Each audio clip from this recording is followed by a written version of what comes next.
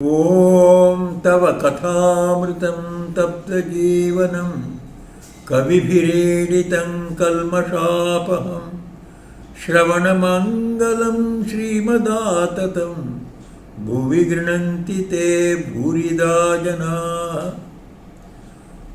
உமது அமுதமொழிகள் துன்பத்தை துடைப்பவை, ஞானிகள் போற்றுபவை, பாவங்களை போக்குபவை, கேட்பதற்கு இனியவை, செல்வத்தை அளிப்பவை. உமது அமுதமொழிகள் பேசிடும் நல்லோர் புண்ணியம் செய்தோர். கடந்த வகுப்பில் நாம் பார்த்தோம் பல விதமான ரொம்ப சுவையான ஆன்மீக அறிவுரைகளை ஸ்ரீராமகிருஷ்ணர் சொன்னார். இன்றும் வாருங்கள், பல அறிவுரைகளை அவர் சொல்வார், நாம் கேட்போம். தேதி மே 24, 1884, சனிக்கிழமை, காலை 11 மணி. இடம் ஸ்ரீராமகிருஷ்ணனுடைய அறை, தட்சிணேஸ்வரத்தில். நாம் கடந்த நாள் 177வது பக்கத்தில் விட்டிருந்தோம். அந்த 177வது பக்கத்திலிருந்து இன்றை தொடங்குவோம். ஸ்ரீராமகிருஷ்ணன் சொல்கிறார், எவ்வளவோ வேலை காலியாக இருக்கிறது, ஆனால் இந்த அதிகாரி எனக்கு ஒரு வேலை போட்டு தர மாட்டேன் என்கிறாரே என்று ஒருவன் சொன்னான். ஸ்ரீராமகிருஷ்ணர் பக்தர்களுக்கு காமினி காஞ்சன தியாகம் இந்த விஷயத்தை பேசிகிட்டு இருந்தார். நம்ம கடந்த வகுப்பில் பார்த்தோம், அவர் காமினி காஞ்சன தியாகம்தான் உண்மையான தியாகம். காமினின்னா காம தியாகம். நம்ம காமத்தை நாம் விடணும், அதனால் நம்ம காம விஷயமான எல்லாத்தையும் விடணும். அதை உதாரணங்கள் கொடுத்து சொல்லிட்டு இருந்தார். ஒரு சில பேரெல்லாம் மனைவி பேச அவர் வேறு வழி போகணும்னு சொன்னால் கூட சொல்லணும், அவர் மனசு சொன்னால் கூட அதை பண்ண முடியாமல் மனைவி பேச்சு கேட்டு இருக்கிறார். அது ஒரு உதாரணம் கொடுத்தார். அந்த கருத்திலேயே முன்னேறி சொல்கிறார், எவ்வளவோ வேலைக்காரியாக இருக்கிறது, ஆனால் இந்த அதிகாரி எனக்கு ஒரு வேலை போட்டு தர மாட்டேன் என்கிறாரே என்று ஒருவன் சொன்னான். அதை கேட்ட மற்றொருவன், கோலாப்பியை பிடி, உனக்கு வேலை நிச்சயம் என்றான். கோலாப்பி அந்த அதிகாரியின் வைப்பாட்டி. அந்த வைப்பாட்டி என்ன சொல்கிறாரோ அதை அவன் கேட்பான். அவனுக்கு போய் சொல்லிட்டேன்னா அவனுக்கு வேலை கிடைக்கும் அப்படின்னு அவனுடைய தோழன் அவனுக்கு சொல்லி கொடுக்குறான். பெண்களின் காரணமாக எவ்வளவு கீழே போயிருக்கிறார்கள் என்பதை ஆண்கள் அறிவதில்லை. கோட்டை வழியாக வண்டியில் சென்றேன், சமமான பாதையில் போய்கொண்டிருப்பதுதான் நினைத்தேன். ஆனால் கடைசியில் பார்த்தால் 4 மாடி கீழே நிற்கிறேன். அவருக்கு தெரியாமையே அது கொஞ்சமாக இறங்கி போய் 4 மாடி கீழே போயிட்டாரு. அவ்வளவு சரிவான பாதை. பேய் பிடித்திருப்பவன் தனக்கு பேய் பிடித்திருக்கிறது என்பதை அறிய மாட்டான். தான் நன்றாக இருப்பதாகவே அவன் நினைக்கிறான். உதாரணம் கொடுக்குறார் பாருங்க. நாம் எது தவறு செஞ்சுட்டு இருக்கோமோ, நாம் அது தவறுன்னு தெரிஞ்சுதான் செய்ய மாட்டோம். தவறு நாம் சரின்னு தெரிஞ்சு தான் பண்ணுறோம். இல்லாப்போனால் இந்த சந்தர்ப்பத்தில் எனக்கு இது செய்யாமல் போனால் நான் பழைக்கவே மாட்டேன், அந்த ஒரு பயத்தினால் நாம் செய்கிறோம். அப்படின்னா ஒரு பொருள் இருக்கிறது போல் நமக்கு தெரியாமல் இருக்கிற ஒரு நிலையில் தான் நம்ம பிசகுகள்லாம் நடக்கும், நம்ம தவறுகள்லாம் நடக்கும். இந்த ஒரு விஷயத்தை சொல்கிறார். விஜயர் சிரித்தபடி, ஒரு மந்திரவாதி கிடைத்து விட்டால் அவன் பேய் ஓட்டி விடுவான். அவர் பேய் பிடிச்சவன், அவனுக்கு புரியாதவனுக்கு எனக்கு பேய் பிடிச்சிருக்கு சொன்னாரோ இல்லையோ, அதுக்கு இவர் பதில் கொடுக்குற பக்தர். ஒரு மந்திரவாதி வந்திருந்தான்னா அப்போ அந்த பேய் தானாக ஓடி போயிடும். நீங்கள் தான் மந்திரவாதிகள் இருக்கீங்களே, அதுதான் அவர் கருத்து. ஸ்ரீராமகிருஷ்ணர் இதுக்கு சரியான எந்த பதிலும் சொல்லவில்லை. எனது உண்மை அப்படி சொன்னது, நீங்கள் மந்திரவாதி இருக்கிறப்போ இந்த மாயை என்ற பேய் தானாக ஓடிவிடும். அதை ஏற்றினுட்டார் ஸ்ரீராமகிருஷ்ணர். அதுக்கு பதில் சொல்கிறதுக்கு போகலை. மந்திரவாதி இருந்தாலும் பேய் போகாது அப்படி சொல்லிக்கிற இருந்தது. ஆனால் அது உண்மையாகாது. அதனால் ஸ்ரீராமகிட்ட பதில் சொல்லலை. அது இறைவனின் திருவிடம். மந்திரவாதி அந்த சமயத்தில் வருவார். பேய் பிடிச்சிருக்க சமயத்தில் நல்ல மந்திரவாதி கிடைப்பார். அதனால இறைவன் உள்ளம். இந்த உலகத்தில் நாம் எல்லாரும் இப்படி கட்டுண்டிருக்கோம். ஆனால் சில பேர் தப்பிச்சுன்றோம், கடந்து போகிறோம். நாம் முனிவர்கள் ஆயிடுவோம். அது எப்படி? அதுக்கு பதிலாக சொல்கிறாரு, அது இறைவன் உள்ளம். இறைவன் உள்ளத்தினால நாம் சில பேர் சொல்லுவோம், நம்ம முன்னோர்கள் புண்ணியத்தினால, இல்லை நாமளே முன்ஜென்மத்தில் செய்த புண்ணியத்தினால ஒரு நல்ல சத்குரு கிடைச்சார். சத்குரு கிடைத்ததால நாம் ஆன்மீக வாழ்க்கையில் முன்னேறிவிட்டோம் அப்படி சொல்லிப்போம். அதே ஸ்ரீராமகிட்ட சொல்கிறாரு, சரியான எந்த பதிலும் சொல்லவே, அது இறைவனின் திருவிழம்னு சொன்னார். இறைவன் திருவிழம் யார் மேலே வருதோ அவர்கள் இந்த கட்டுகள் எல்லாம் கடந்தே அவர் முக்தி அடைவார்கள். அவர்களுக்கு இறை ஞானம் கிடைக்கும். மறுபடியும் பெண்களை பற்றிய பேச்சு தொடர்ந்தது.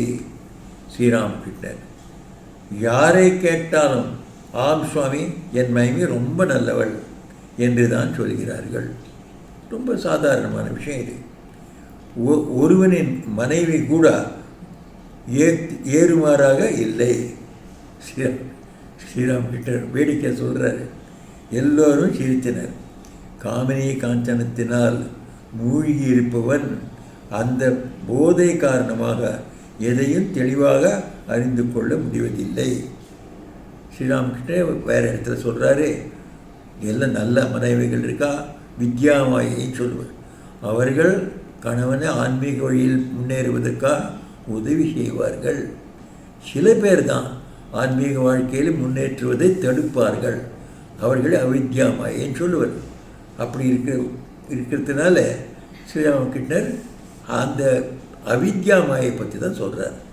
எந்த மனைவி கணவனை ஆன்மீக பாதையில் முன்னேற விடுவதில்லையோ அந்த அவித்யாமாயை பற்றி தான் சொல்லிகிட்டு இருக்காரு. சொக்கட்டான ஆடுபவனால் அது சரியான ஆட்டம் என்பதை பல நேரங்களில் உணர முடிவதில்லை. செஸ் ஆடுறவனுக்கு அவனுக்கு தெரியாது எப்படி ஆடினா அவன் ஜெயிக்க முடியும்னு. ஆனால் பார்த்து கொண்டிருப்பவர்களுக்கு பொதுவாக விஷயம் புரிந்து விடுகிறது. இந்த ஒரு மாயிலிருந்து வெளியில் வந்திருக்காளோ பார்த்து கொண்டிருக்கிறவர்கள் அவர்களுக்கு சரியாக தெரியுது, இந்த மாதிரி ஆடினா இவன் ஜெயிக்க முடியும். அதை போல் நம்ம குருமார்கள், அவர் மாயை கடந்து போனவர்கள், அவர் நமக்கு வழிகாட்டுகிறார்கள். நீ போய்கொண்டிருக்க வழி சரியல்ல, அதை மாற்றி இந்த வழியில் வா அப்படின்னு நமக்கு ஆன்மீக வழி காட்டி கொடுப்பார்கள். அவர்கள் பேச்சை கேட்டுப்பானா, அவர்கள் சிந்தனை ஏற்றுக்கொண்டமானா நாம் முன்னேற முடியும் நம்ம ஆன்மீக வாழ்க்கையில். அப்போ இந்த உலகிய பற்று தானாகவே போகும். பெண் மாயையின் வடிவம். ஸ்ரீராமகிருஷ்ணர் பெண்ணுன்னு புருஷர் முன்னால் சொல்லிட்டு இருக்காரு. பெண்கள் முன்னால் அவர் சொல்லுவார் ஆண்ன்னு சொல்லு. ஆண் மாயையின் வடிவம்னு பெண்களுக்கு சொல்லுவார். ராமா, நீ ஆண்கள் அம்சம், பெண்கள் உனது மாயையின் வடிவமான சீதையின் அம்சம். எனக்கு வேறு எந்த வரமும் வேண்டாம். உனது தாமரை பாதங்களில் தூய பக்தி வேண்டும். உலகை மயக்கும் உனது மாயையில் நான் மூழ்காமல் இருக்க வேண்டும் இப்படின்னு வேண்டிக் கொள்கிறார் நாரதர். இதனை மட்டும் தந்துவிடு என்று நாரதர் ராமரிடம் பிரார்த்தித்தார். எல்லா இடத்திலும் நீங்களே தான் ராமர், எல்லா ஆண்களும் ராமர் தான், எல்லா பெண்களும் சீதை தான். இப்படின்னா ஒரு ஆன்மீக விழிப்பு கொண்டவன் பார்ப்பான். துளசிதாசர் சொல்கிறாரு, இந்த ஜகத்தெல்லாம் இந்த உலகமெல்லாம் ராம சீதாமயம், சீயராமமியம் இதம். இந்த சீதையும் ராமன் தான் இந்த உலகமெல்லாம் அப்படின்னு பாடுறார் அவர். சுரேந்திரருடைய சிறிய தம்பி கிரீந்திரர், அவருடைய அண்ணன் மகன் நாகேந்திரர் முதலியவர்கள் வந்திருந்தனர். இந்த பக்தர்கள் அவருடைய தொடர்புடைய பேர்கள்லாம் வந்திருக்கிறார். கிரீந்திரர் அலுவலகம் ஒன்றில் வேலை பார்த்து வந்தார். நாகேந்திரர் வழக்கறிஞர். இவர்களெல்லாம் ஸ்ரீராமகிருஷ்ணர்கிட்ட இவ்வளோ பலவிதமான பொதுமக்கள் வரார்கள். ஸ்ரீராமகிருஷ்ணர் கிரீந்திரர் முதலியோரிடம் உலகில் பற்று வைக்க வேண்டாம் என்று உங்களுக்கு கூறுகிறேன். பற்று வைக்க வேண்டாம், உலகை நேசிக்கலாம். நேசம் ஒரு பற்று ரொம்ப வித்தியாசம் உண்டு. நேசத்தை நாமளாக வைக்கலாம், நாம் அதை நாம் எடுத்துடலாம். நாம் நேசம் ஒரு இடத்துல வைக்கிறதுக்கு போகிறோம், அந்த நேசம் நமக்கு தெரியுது, இந்த மனிதன் இல்லை இந்த மனிதை நல்லவள் அல்ல இல்லை நல்லவன் அல்ல தெரிஞ்சு போயிடுச்சுன்னா அப்போது இது கெட்டவள் கெட்டவன் தெரிஞ்ச புடைய நாம் அந்த நேசத்தை நாம் வாபஸ் எடுத்துக்கலாம், திரும்பி எடுத்துக்கலாம். நம்ம நேசத்தை அங்கேருந்து அகர்த்தி விடலாம். அது சுலபமான விஷயம். ஆனால் பற்று அப்படி அகர்த்த முடியாது. பற்றுன்னு நாம் போய் ஒட்டிட்டோம், நாம் போய் கட்டில் விழுந்துட்டோம். அந்த கட்டில் விழுந்து அந்த கட்டுண்டு இருக்க அந்த நிலையில் நம்மளை விடுவித்துக் கொள்வதே முடியாது. பற்று இந்த நேசம் பற்று இது ரொம்ப வித்தியாசம் உண்டு. அது சொல்கிறார், உலகில் பற்று வைக்க வேண்டாம் என்று உங்களுக்கு கூறுகிறேன். உலகத்தை நேசியுங்கள், ஆனால் அங்கே போய் கட்டுண்டு விடாதீர்கள். அந்த இடத்துல நீங்கள் தப்பித்துக்கொள்ள முடியாத நிலை வராத பார்த்து கொள்ளுங்கள். உங்களுக்கே கூறுகிறேன், பாருங்களேன், ராக்காலுக்கு எது ஞானம் எது அஞ்ஞானம் என்ற அறிவு வந்துவிட்டது. உண்மையற்றதை பற்றி ஆராய்ச்சி செய்கிறான். இப்போதெல்லாம் நான் அவனிடம் வீட்டிற்கு போ, எப்போதாவது இங்கே வா, ஓரிரு நாட்கள் தங்கு என்று சொல்கிறேன். அப்படின்னா அவர் ஆராய்ச்சி பார்க்குறார். ராக்காலில் அவன் பற்று உண்டாயிருக்குது அவனுக்கு உலகிய விஷயத்தில், இல்லை அவன் பற்றெல்லாம் போயிடுதா, அதை ஆராய்ச்சி பண்ணுறதுக்காக நீ வீட்டில் போகிறேன், இங்கே அப்போ இடை இங்கே வா. அப்புறம் அவர் என்ன பதில் சொல்கிறார், இங்கே சொல்லலை. அவர் சொன்னார், எனக்கு வீட்டுக்கு போகிறதுக்கே இஷ்டமே இல்லை, போகிறதுக்கே மனசு இல்லை அப்படின்னு அவர் கூடவே இருந்துட்டார். அதை நமக்கு இந்த இடத்துல அவர் சொல்லலை. நீங்கள் ஒருவருடன் நட்புடன் வாழ வேண்டும். ஒருவருக்கு கூட இன்னொருத்தர் நட்புடன் வாழ வேண்டும். அப்போதுதான் நன்மை உண்டாகும், மகிழ்ச்சியோடு வாழ்வீர்கள். பாடகர்கள் ஒரே ஸ்ருதியில் பாடினால்தான் நாடகம் நன்றாக அமையும், கேட்பவர்களுக்கும் சந்தோஷம் உண்டாகும். நாம் சமுதாயம் கெட்டு போச்சுன்னு சொல்கிறோமோ இல்லையோ, அதுக்கு ஸ்ரீராமகிருஷ்ணர் பதில் சொல்கிறார். சமுதாயம்னு என்ன, எல்லாம் ஒவ்வொரு ஃபேமிலி, ஒவ்வொரு சம்சாரம் எடுத்துகிட்டு தான் சமுதாயம். ஒவ்வொரு குடும்பத்திலையும் ஒரு அமைதி இருந்ததுன்னா, சுகம் இருந்ததுன்னா, அப்போ சமுதாயமே சுகமான சமுதாயமாகும். சமுதாயம் எப்படி ஒரு குடும்பத்தில் இருக்க முடியும்? ஒருவரோடு ஒருவர் அன்போடு வாழ வேண்டும். ஒரு சமுதாயத்தில் ஒரு குடும்பத்தில் அண்ணன் தங்கி அப்பா அம்மா எல்லாம் ஒருத்தரோடு கலந்து ஒரு நோக்கத்தோடு சென்றார்களான அப்போ ஒருத்தரோட ஒருத்தர் கூட நேசம் இருக்கும். அந்த நேசத்தினால சுகம் உண்டாகும். ஒவ்வொரு குடும்பத்திலையும் சுகம் உண்டாயிடுச்சுன்னா அந்த சமுதாயமே நல்ல சமுதாயம் ஆகிடும், அந்த நாடே நல்ல நாடாகிடும். இதுக்கு ஸ்ரீராமகிருஷ்ணர் இந்த ஒரு அறிவுரை கொடுக்குறார். கேட்பவர்களுக்கும் சந்தோஷம் உண்டாகும். அந்த மாதிரி ஒரு நிலை இருக்குது இந்த மாதிரி குடும்பத்தில். கேட்கறதுக்கே சந்தோஷமாக இருக்குது. நாமளே பார்க்குறோமோ இல்லையோ, இந்த உலகத்தில் சாதாரணமாக எல்லாருமே ஏதோ கட்டத்தை பற்றி தான் சொல்லுவாள். ஆனால் சில குடும்பங்களில் எல்லோரும் சந்தோஷமாக இருப்பான். அவர்களும் இந்த உலகத்தில் தான் இருக்காங்க. அவர்களுக்கும் நமக்கு உண்டான கட்டம் உண்டா இருக்குது. ஆனால் அவர்கள் இந்த கட்டத்தை பொருட்படுத்தவில்லை. ஏன்னா அவருக்கு ஒரு ஆனந்தம் கிடைச்சிருக்குது. ஒருத்தரோட ஒருத்தர் நேசத்தில் அவர்களுக்கு என்ன இந்த கட்டம் என்று எல்லாரும் கலந்து அந்த பாரத்தை ஏற்றுக்கிறார். அந்த பாரத்தை ஏற்றுறதுனால ஒவ்வொருத்தர் பாரமும் குறைஞ்சி போகுது. ஒரு பெரிய கட்டம் வந்தது. ஒரு உதாரணத்துக்காக நீங்கள் உங்களுக்கு 10,000 ரூபா ஒரு கடன் வாங்கினாங்க, அதை திருப்பி கொடுக்கணும். நீங்களே 10,000 கொடுக்கணுன்னா உங்களுக்கு ரொம்ப கஷ்டமாகும். நீங்கள் 4 பேர் 5 பேர் வீட்டில் இருக்கிறவா, ஐயோ பரவாயில்ல, நான் 2,000 கொடுக்க, நீ 2,000 கொடு, 10,000 கொடுத்துடலாம். 2,000 ஒன்றுமே கிடையாது. அந்த பாரம் இருக்குது. ஆனால் பாரம் ஒருத்தர் மேலேயும் விழலை. எல்லாரும் அதை பகிர்ந்து கொண்டு விட்டீர்கள். இது நேசத்தினால் உண்டாகும். இந்த நேசம் வேண்டும். ஸ்ரீராமகிருஷ்ணர் நமக்கு சொல்லிக் கொடுக்குறாரு. மனத்தில் பெரும் பகுதியையும் இறைவனிடம் வைத்து சிறிதளவு மனத்தை கொண்டு கடமைகளை செய்து வாருங்கள். இந்த மனத்தில் பெரும்பாலே பகவானுக்கு கொடுக்கணும். உலகத்திற்கு ஒரு சிறிது பகுதியை கொடுக்கணும். அப்போது இந்த உலக வாழ்க்கை சரியாக நடக்கும். பகவானுடைய அன்பு, அவருடைய பக்தியும் நமக்கு கிடைக்கும். இது இரண்டும் நமக்கு கிடைக்க முடியாத வழிதான் தர்மம்னு சொல்லுவோம். தர்மத்தினால் நமக்கு இந்த உலகிய வாழ்க்கையிலும் அமைதி கிடைக்கும், ஆன்மீக வாழ்க்கையிலும் முன்னேற்றம் கிடைக்கும். இதை இரண்டும் எது கொடுக்குறதோ அதுதான் உண்மையான தர்மம். ஸ்ரீராமகிருஷ்ணர் உண்மையான தர்மத்தை நமக்கு சொல்லிக் கொடுக்குறார். துறவி மனத்தின் 3/4 பங்கை இறைவனிடமும் 1/4 பங்கை கடமைகளிலும் செலுத்த வேண்டும். ஞானின்னா யார் பகவான் இதை பார்க்க வேண்டும், பகவானுடைய காட்சி வேண்டும் யார் ஆசைப்படுறாரோ அவர்கள்லாம் ஞானிகள்.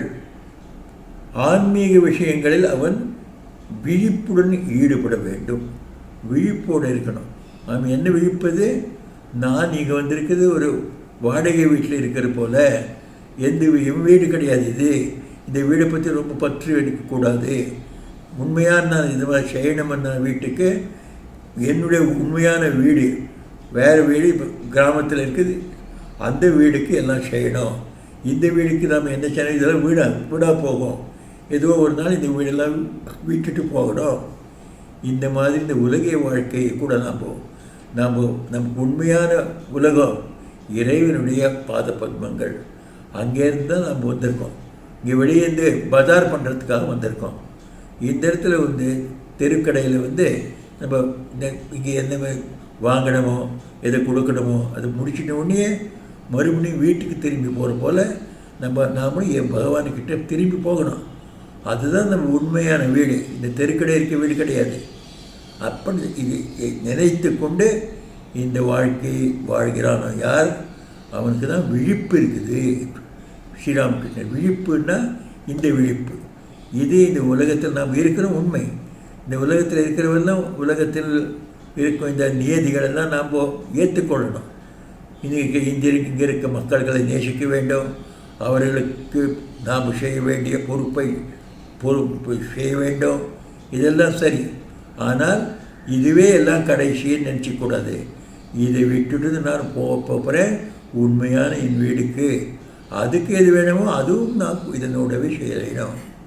இப்படி ஆன்மீக சாதனைகளையும் யார் புரிந்து கொண்டே உலகே தம்ம பொறுப்பைகளும் யார் ஏற்றுக்கொள்கிறார்களோ அவர்கள் தான் உண்மையான வாழ்க்கை வாழ்கிறார்கள். இது ஸ்ரீராமகிருஷ்ணர் நமக்கு திரும்பி சொல்கிறார். கடமைகளிலும் செலுத்த வேண்டும். ஆன்மீக விஷயங்களில் அவன் விழிப்புடன் ஈடுபட வேண்டும். பாம்பின் வாலை பிடித்தவன் தப்புவது கடினம். பாம்பிற்கு வாலில் உணர்ச்சி அதிகம். பாம்பின் வாலை தொடக்கூடாது. இந்த உலகத்தில் எவ்வளோதான் தவறான விஷயத்தில் போய் மாட்டிட்டவனா ரொம்ப கஷ்டம். அதனால் தவறான விஷயத்தில் போகிறதுக்கு முதல்லையே மனசு விழித்திருந்தவனா இது தவறு நினச்சிட்டவுடனே அதிலேருந்து அறுந்து விட வேண்டும். இல்லாத போயிடுச்சுன்னா அங்கே போய் இந்த பாம்பு வாழை தொட்ட போல் அதுக்கப்புறம் தானாகவே அந்த பாம்பு கடிக்கும். கடித்த பிறகு அது விஷம் ஏறும். அப்புறம் என்ன ஆகுமோ பகவானுக்கு தான் தெரியும். இந்த மாதிரி ஒரு நிலை வரக்கூடாது. முதலையே விழிப்புடன் இருங்கள் அப்படின்னு சொல்லணும். ஸோ இவர் தொடர்ந்து சொல்கிறாரு. குருதேவர் ஷவுக்கு தோப்பிற்கு சென்றார். அப்போது சிந்தியை சேர்ந்த கோபாலிடம் குடையை பற்றி கூறிவிட்டு போனார். கோபால் மாவிடம் குடையை தமது அறையில் வைத்துவிட்டு வருமாறு சொன்னார் என்றார். கீர்த்தனைக்கான ஏற்பாடுகள் பஞ்சவட்டியில் செய்யப்பட்டிருந்தன. குருதேவர் அமர்ந்ததும் சகச்சாரி பாடத் தொடங்கினாள். சகச்சாரி ஒரு நல்ல பாடகி. அவள் பாடத் தொடங்கிறார். சுற்றிலும் பக்தர்கள் நின்றவாறும் உட்கார்ந்தவாறும் கேட்டனர். கடந்த சனிக்கிழமை அமாவாசை, வைகாசி மாதம். இன்று மழை மேகங்கள் வானத்தில் குவிந்தன. திடீரென்று பெரும் காற்றும் மழையும் தொடங்கியது. குருதேவர் பக்தர்களுடன் அறைக்கு திரும்பினார். வெளியில் போயிருந்த மழை வந்த உடனே அறைக்கு திரும்பி வந்துட்டார். அறையிலேயே கீர்த்தனை தொடர முடிவு செய்தனர். அந்த பாடகியும் அந்த அவர் அறை காட்சியில் வந்தார். அங்கேயே அவள் பாடுவாள். ஸ்ரீராமகிருஷ்ணர் சிந்தி கோபாலிடம், என்னப்பா குடையை எடுத்து வந்தாயா? அந்த ஒரு பக்தனுக்கு சொல்லியிருந்தார், நீ அந்த கொடையை கொண்டு வா. அவன் அதை மறந்துட்டு வந்துட்டான். கோபால், ஓ இல்லை சுவாமி, பாட்டை கேட்டுக்கொண்டிருந்ததில் மறந்து விட்டேன். பாட்டை கேட்குறப்போ அவனுக்கு செய்ய வேண்டிய அவனுடைய கடமை, அதை மறந்துட்டான். குடை பஞ்சவட்டியிலேயே கிடந்தது. கோபால் அதை எடுத்து வருவதற்காக ஓடினார். ஸ்ரீராமகிருஷ்ணர், எனக்கு பொதுவாகவே மறதி உண்டு, ஆனாலும் இந்த அளவுக்கு இல்லை. ஸ்ரீராமகிருஷ்ணர் என்றைக்குமே மறக்க மாட்டார். ஆனாலும் அவர் எளிமை சொல்லிக்கிறார்.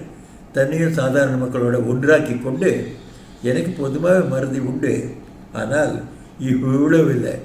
இப்போ தான் ஒரு 4 நிமிஷத்துக்கு முதல்ல இந்த கொடை கொண்டு வான்னு சொன்னேன், அதை மறந்துட்டு வந்துடுறது. இது ரொம்ப அதிகமாகி போயிடுது இந்த மறவு. ஆனாலும் இந்த அளவுக்கு இல்லை. ராக்காலும் அப்படித்தான். ஓரிடத்திற்கு அழைத்திருந்தனர்.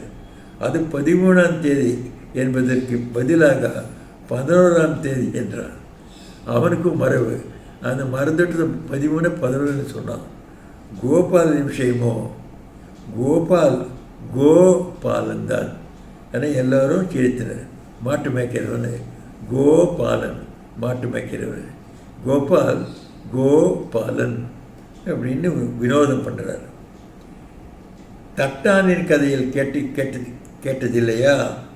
ஒருவன் கேசவா என்பான், ஒருவன் கோபாலா என்பான், ஒருவன் ஹரி என்பான், ஒருவன் ஹரா என்பான். அங்கே கோபால் என்பதன் பொருள் மாடு மேய்ப்பவன் என்று எல்லோரும் சிரித்தனர். எப்படி அவர் பேசுறதுக்கு நடுவே அப்படியே ஒரு ஆசியமும் ஒரு வினோதமும் கொண்டு வந்து அவர் சொல்லும் அந்த அறிவுரைகள் எல்லாரும் மனசையும் தட்டணும், எல்லோரும் அதை ஏற்றுக்கொள்ளணும். அந்த ஒரு மனப்பான்மை எல்லாருக்கும் உண்டாக்குறார். அவர் அதை உண்டாக்கி அவர் மனத்தை ஒரு உயர் நிலைக்கு எழுப்பி அப்புறம் அவர் உபதேசம் கொடுக்குறார். இது எல்லாம் நல்ல நல்ல ஆசிரியர்களுடைய குணம். ஸ்ரீராமகிருஷ்ணர் ஆசிரியர்களுடைய ஆசிரியர், ஒரு ரொம்ப அருமையான ஆசிரியர். ஒன்றுமே தெரியாத ஒரு மூர்க்கனுக்கு கூட, ஒரு முட்டாளுக்கு கூட அவர் பெரிய பிரம்மஞானத்தை சொல்லி கொடுக்க முடியும். அவர் அந்த மாதிரி ஒரு பெரிய ஆசிரியர். சுவாமி விவேகானந்தர் மறுபடியும் சொல்லுவார், ஸ்ரீராமகிருஷ்ணர் ஒரு ஒன்றும் அறியாத ஒரு மனிதன் சொல்கிறப்போ அவன் நிலைக்கே வந்துடுவார். அவன் நிலையிலிருந்து அவரே ஒரு ஒன்றும் அறியாதவர் அப்படி நினைத்து கொண்டு அவருக்கு யாரை எப்படி சொல்லி கொடுத்தா புரியும், அதை மனத்தில் வச்சுட்டு அவனுக்கு அறிவுரை கொடுப்பார்.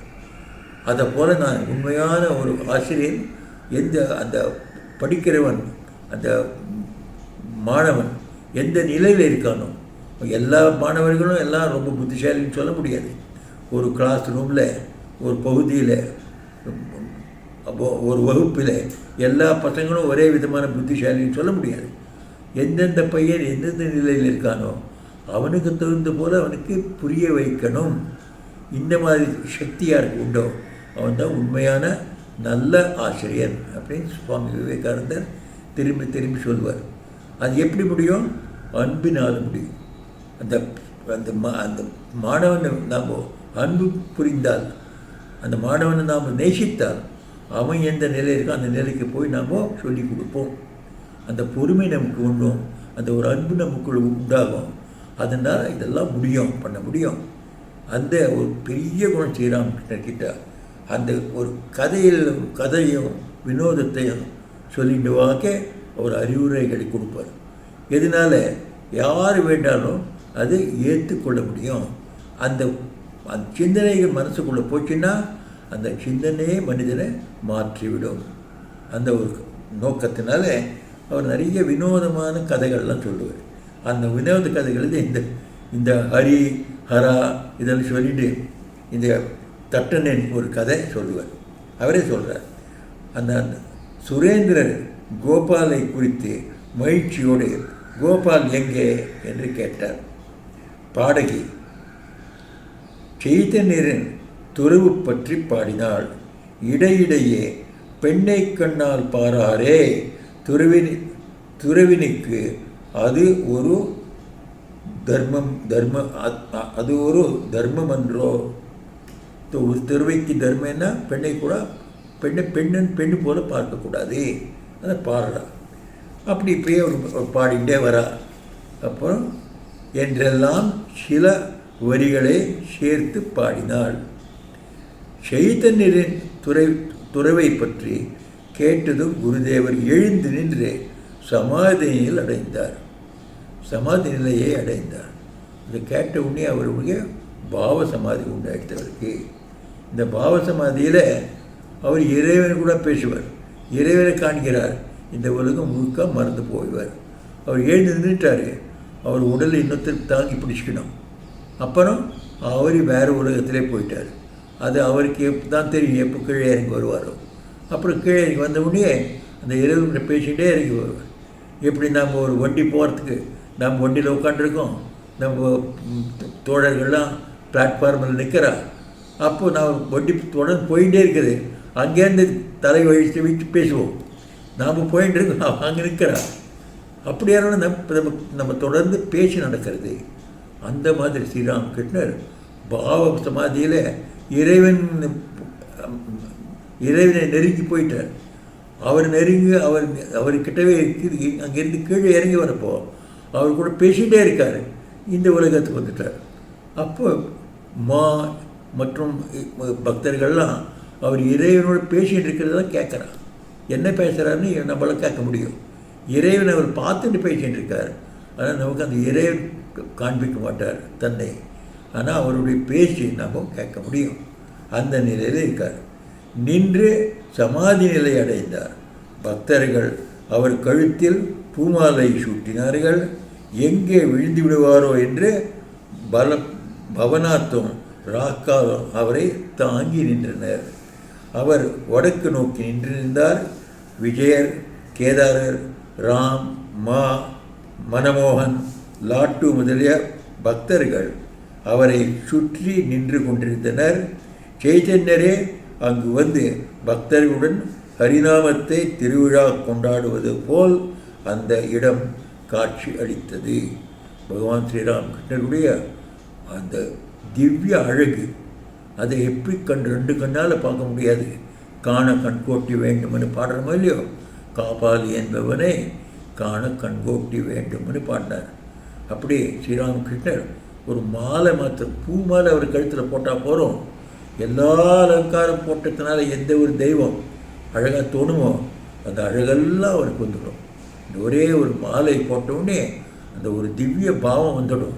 அவர் முகத்தில் அந்த திவ்ய ஒரு ஒளி வீசும். அவர் கண்ணில் ஒரு ஆனந்தம் பொங்கும்.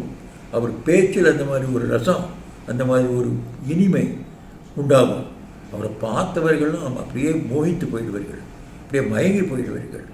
இந்த மாதிரி ஒரு காட்சி அந்த இடத்துல உண்டாருது. அதுக்கப்புறம் என்ன ஆகுது, அந்த இதை நம்ம அடுத்த வகுப்பில் நம்ம பார்ப்போம். இன்றைக்கு இங்கேயே முடித்துக்கொள்வோம்.